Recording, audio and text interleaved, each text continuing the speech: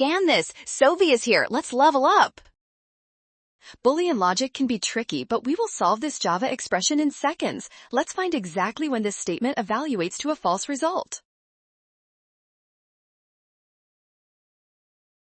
Look at the expression carefully. We have two parts joined by an OR operator. The first part is AND B, while the second part is not AND B. Notice that both sides of the OR operator share the variable b. We can factor out b to simplify the logic, leaving us with b and either A or not A.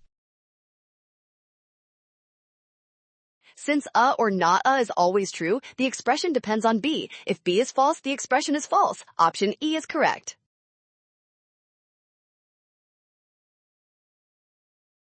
Well done! Scan the code to learn with Sovi. Avoid rushing by watching signs. Trust the given variables and check your steps.